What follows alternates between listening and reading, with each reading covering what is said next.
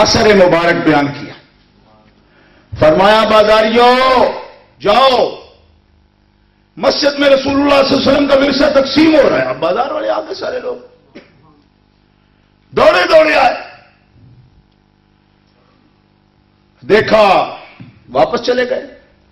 حضرت ابو ہریرہ بھی اسی پھیرے پر ہی تھے, یعنی گئے تھے نا تو ادھر ہی تھے آگے. جب گھوم کے واپس آئے تو ادھر ہی کھڑے تھے سارے. فرمایا گئے نہیں؟ انہوں نے کہا جی ہوا ہے. فرمایا لائے نہیں؟ کہا نہیں. کیوں؟ فرمایا وہاں ورثہ تو تھا ہی کوئی نہیں. کہا کیوں؟ فرمایا نہ کوئی گھوڑے نہ خچر اور نہ سونا نہ چاندی, کوئی چیز نظر نہیں آئی. تم کہہ رہے ہو وراثت تقسیم ہو رہی. فرمایا کچھ تو دیکھا کہ کچھ بھی نہیں دیکھا؟ کچھ دیکھا یا کچھ بھی نہیں دیکھا؟ عرض کیا حضور دیکھا. فرمایا کیا؟ ایک حلقہ تھا, قرآن قرات کرتا تھا, قرآن پڑھتے تھے لوگ.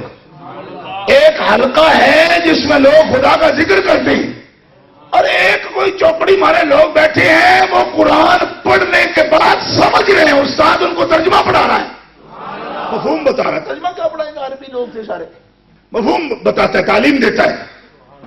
تو فرمایا ابو ہریرہ نے بازاریوں تم میرے بازاری رہ گئے ہو, تمہیں یہ نہیں پتا کہ نبیوں کا ورثہ گھوڑے گدے خچر درم دینار نہیں ہوتے. قرآن کی تلاوت اور تعلیم کتاب ھذا میراث محمد, یہی تو محمد رسول اللہ کا ورثہ ہے جو تقسیم ہو رہا ہے مسجد.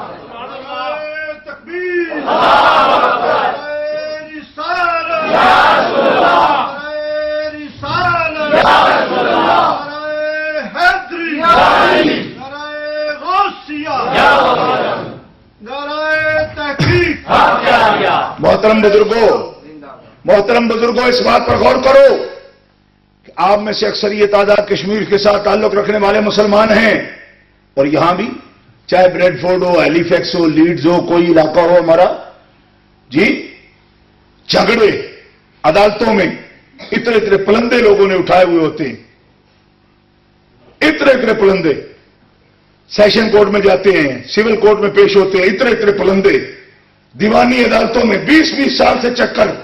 پوچھو کیا ہے؟ کہا جی کو ورثے کا جھگڑا ہے. میں کیا ارے بابا زمین 2 مرلے انہیں مل لی تو چھڑنی نہیں, کیونکہ عزت پستی کا سوال ہے, مگر ڈٹے رہو. کتنا عرصہ ہوا کہ 20 سال ہو گئے.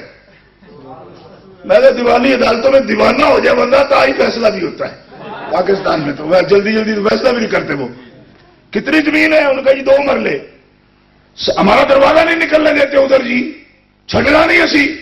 میرا لاہور سارا گجرات گجرانواڑہ ساری عدالتیں اسی مقدمے پڑی ہوئی, ورثہ نہیں چھٹنا دادے کا, کچھ ہو جائے سر لے جان کے. اللہ اکبر.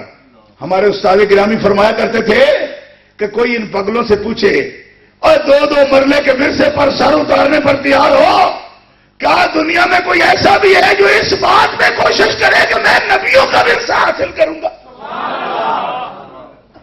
باپ کا ورثہ لوں گا؟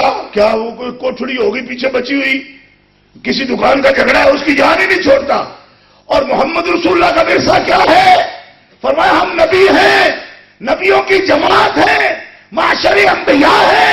یہ سن لو, ہم درہم و دینار کا وارث نہ کسی کو بناتے ہیں, نہ کسی کے درہم و دینار کے وارث بنتے ہیں.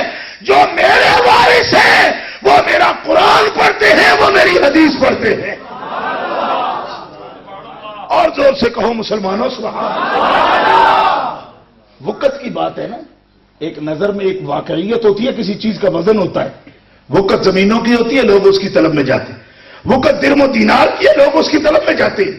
لیکن میں سمجھتا ہوں کہ پوری ملت کا خلاصہ, وہ بچے ہوں یا نوجوان ہوں یا بوڑھے ہوں, وہ بندے ملت کی کریم ہے, خلاصہ ہے پورے معاشرے کا, جن کے دل میں یہ طلب ہو کہ دنیا کا مال ملے نہ ملے, ہمیں رسول اللہ کا ورثہ لینا چاہیے. اسی لیے میں یہ بات عرض کرتا ہوں کہ حضرت قاری صاحب کو اللہ نے یہ توفیق بخشی ہے کہ فیض رساں بندہ لیے, جہاں اس مسجد میں بیٹھے ہوئے قرآن پاک پڑھا ہے, ایک مکمل ہوا, ایک نتیجہ نکلا.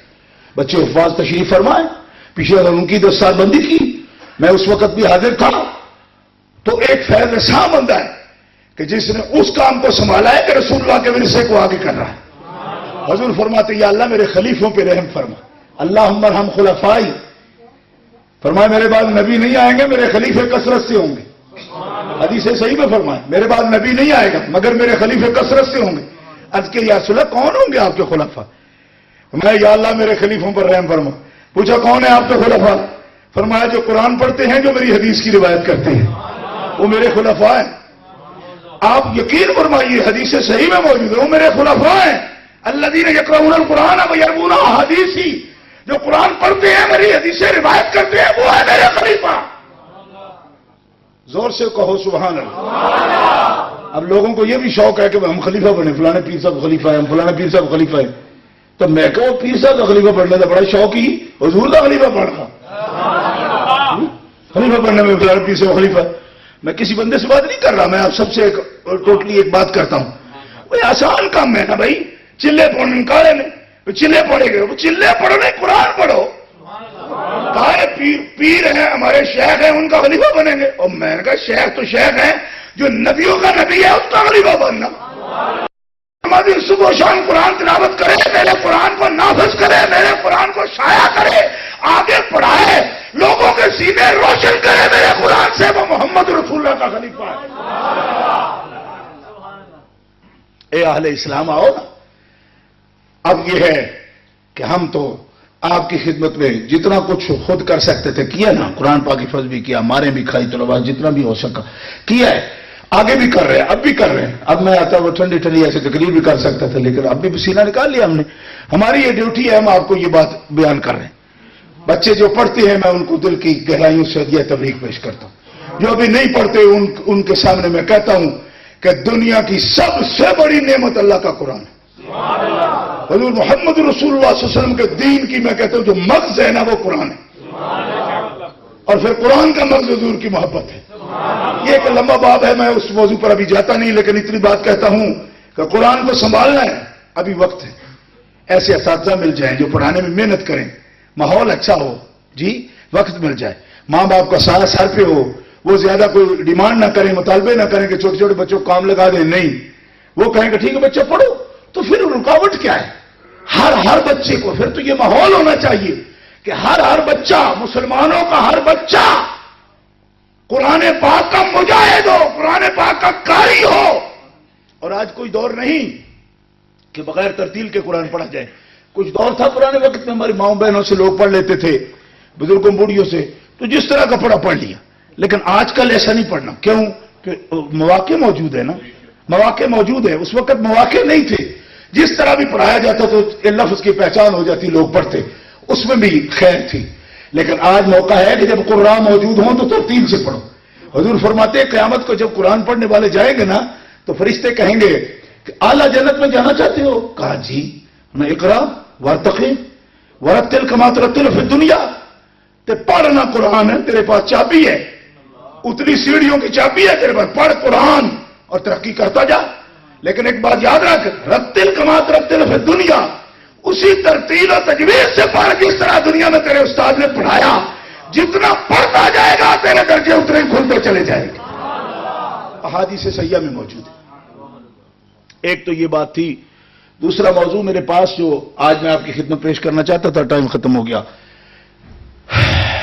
صرف ایک بات عرض کروں گا کہ ہم اہل سنت و جماعت ہیں، اور اہل اسلام، اہل سنت و جماعت ملت اسلامیہ کا جمہور ہے۔ جمہور، آپ پتہ نہیں جمہور کو کیا کہتے ہیں، میجورٹی کہہ سکتے ہیں، لیکن میجورٹی چھوٹا لفظ ہے۔ کوئی جمہور کے لیے آپ کے پاس وہ لفظ تو کوئی وکیل شکیل بیٹھے ہیں، ڈاکٹر صاحب، علامہ ڈاکٹر مشرف صاحب تشریف فرمائیں۔ جمہور، ٹھیک ہے، میجورٹی چھوٹا لفظ ہے، یہ نہیں میں بولنا چاہتا میں جمہور کی طرف۔ جمہور ایک بڑی دھمک والا لفظ ہے، اس کا اگر کوئی انگلش میں ہو تو پھر بولیں گے کسی وقت۔ جمہور اہل اسلام، اہل سنت و جماعت پوری دنیا میں، یہ ہمارا کوئی ایسے ہی دعویٰ نہیں ہے، یہ ایک سوچی سمجھی بات ہے۔ پوری دنیا میں کیپ ٹاؤن سے لے کر نیو یارک تک اور جاپان تک، سری لنکا تک جائزہ کوئی لے سکتا ہے تو لے کر دیکھ لے، ہر ملک کے اندر، ہر ملک میں اکثریتی جماعت